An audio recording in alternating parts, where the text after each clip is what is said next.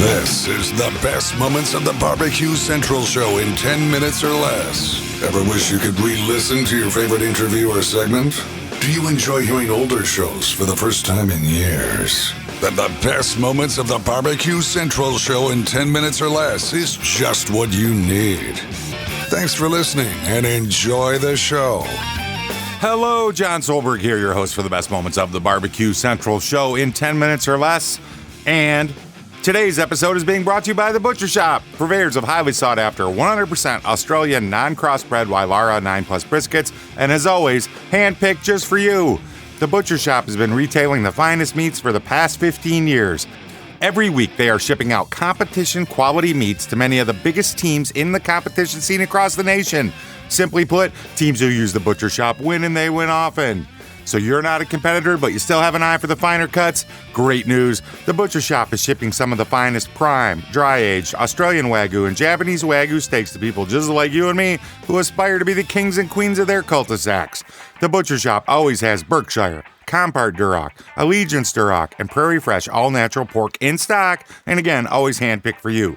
Now, you might be saying, John, all this sounds great, but I'd really like to try some exotic stuff. Well, rest easy knowing that Butcher Shop will get you your next elk steak or camel roast. They'll ship it out promptly. Yes, they can get you some camel. So let's review. The best competition briskets, check. The best pork selection, check. Giving you a better overall option to cook at home, check. So give the Butcher Shop a call today, 850-458-8782. That's 850-458-8782. Mention the Barbecue Central show for 10% off your entire order each and every time. You can also interact with them on Facebook, facebook.com/The Butcher Shop, shop spelled S-H-O-P-P-E. The Butcher Shop, home of the 100% Australian non-crossbred Wylarah briskets. And here's what's going on in today's show from July the 15th, 2014. Greg catches up with one of my favorites, pitmaster of Big Poppa Smokers, Sterling Ball.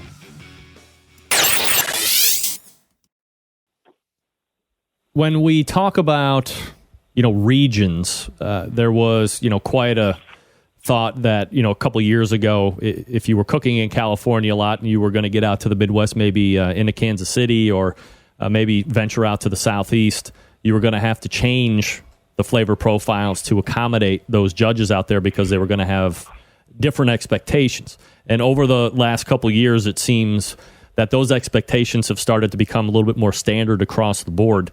When you get out of the home base, do you change? Have you kept notes and kind of seen what is done well? No, I cook what I cook, and I cook what I'm confident in, and I cook what I feel like I can replicate. And listen, I'm not saying that, first of all, the last thing I want to do is get in any kind of war between what regions better. Obviously, the Iowa guys say Iowa rules the world, and Rod Gray reminds me that Kansas City's a city and that Iowa's a state.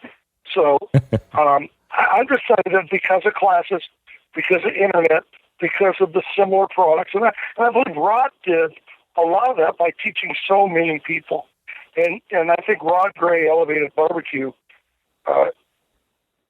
pretty much more than anybody.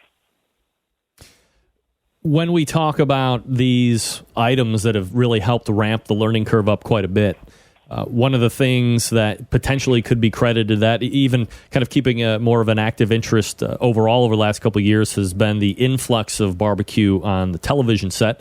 Obviously, you have the show that everybody knows, Barbecue Pitmasters, which you were a part of one season. And then you've had a number of other shows show up here over the last couple of years, whether they're good or bad. I mean, certainly that's up for discussion.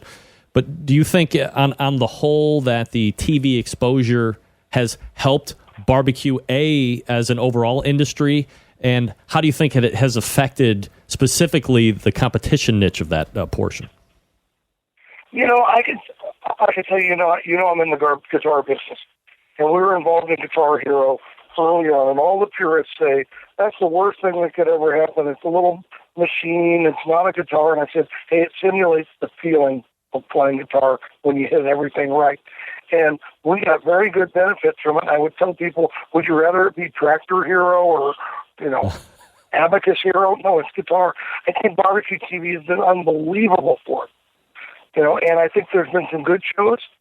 I don't think there's been great shows, and there's been good shows, and unfortunately, I think there's been some shows that weren't good and they're no longer on the air, but that I think is great. I mean, I was signed to a development deal this whole last year, and right when we got ready to shoot, all the production houses pretty much whacked barbecue.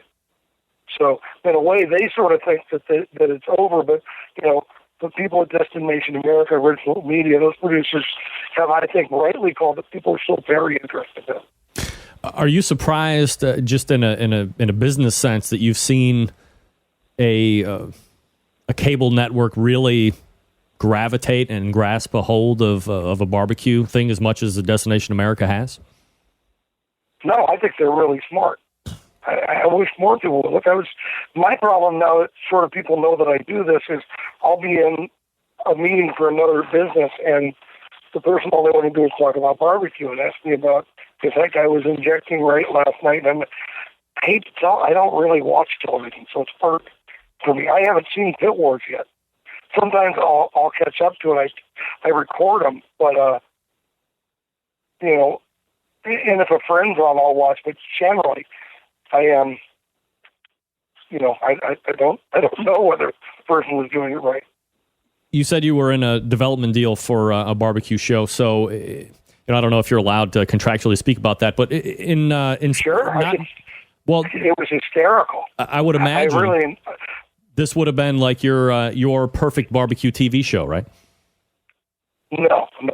Unfortunately, it's a producer's perfect idea first, and then a network second. And there were certain things that the network wanted to do with me showing the other parts of my life, like in being in my house, that were off limits. And so, no, and I'll tell you, I was signed to Magical Elves, which does Project Runway and Top Chef, and they're considered really good at that. I enjoyed the process. I've been in the music business so long that I didn't count on anything. I mean, it's the entertainment business. No matter what you think, it's usually never what it is. So was this a show that was going to be following you around as a barbecue guy, but it was also showing the personal life of Sterling Ball as well? Yeah, because the music thing is sort of interesting too. Yeah. I've designed guitars for the Rolling Stones, for Van Halen, for you were just building one for John Mayer that I did, and so that's a really big part of my life. I mean, it's been my whole life up until barbecue too. So let me ask you something. I have always maintained that the best barbecue show that has been on the air so far was that what many refer to as season 1 of Barbecue Pitmaster. So they were following Trigger Round, they were following Harry Sue, and so forth, and you kind of got to see other stuff aside from just the competition side of thing. And I said, man, if there was ever a show that was based loosely around barbecue, sounds like the show was for you, but was also able to follow this person around and see what's going on if he's got another job in that professional side of things, and followed him home. And to me, it seems like the shows that are doing really well, and nothing's being written anymore, and that's a whole different conversation that we can talk about. But as far as the reality stuff, the shows that seem to succeed are the ones that people can relate and invest to in week after week. And I think that's where a lot of the shows for barbecue kind of fall short. Somebody wins, they move on, you don't see them again for 3 or 4 weeks. But if I see you every week, I can invest into you, and potentially the show is, a success. At least that's my thought.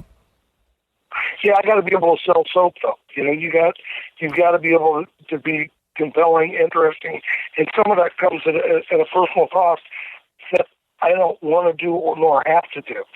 And maybe it wouldn't be fun watching you. I don't know. You mentioned season 1. I think John Marcus did just an absolutely crazy good thing, and should always be commended for that season. It was crazy good.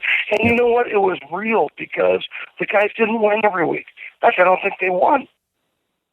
They went around, and I think that was one of the problems. It was so expensive, and you're telling the public these are the greatest people in barbecue, and you don't win every week. Some people win a lot more than others, but I got a pretty good idea what my batting average is. And if you're going to build it just for winning, I read the wrong guy pre-show. Competition cooking wise, and we were hitting it here just a couple minutes before we got on the TV tirade. In regards to flavor Wait, that's not a tirade. I love barbecue TV. Well, tirade, takes. I mean, I'm talking about passionate talk here when I talk about tirade. Yeah. The flavor profiles, it seems like when I first started following, barbecue in general, and then I learned there was a competition scene, that there was really kind of a premium put on the pitmasters that would kind of always be on the cutting edge of changing things up. And then there seemed to be a point in time when things started to vanilla out a little bit. And really seems to continue a little bit to this day. Do you think that, holding to this what's winning standard of flavor profile is stymieing any type of creativity, or are you seeing more and more people get a little bit more crazy when it comes to flavor profiles to push that box now? I invite you to go find out what Sterling had to say over at the BBQCentralShow.com. I don't know. I'm going to have to find out myself, but people getting more creative at barbecue contests? Oh, man, I could take a wild guess. Give me 3 guesses and the first 2 won't count. But you need to go find out for yourself. You can also get this wherever you get your favorite podcast. Just search the BBQ Central Show. All the archives are up there. Make sure you just subscribe in your podcast feed. Never miss an episode of this show or the Really Big Show again. And until next time on the best moments of the Barbecue Central Show in 10 minutes or less, I'm your host, John Solberg. I definitely look forward to talking to you again soon.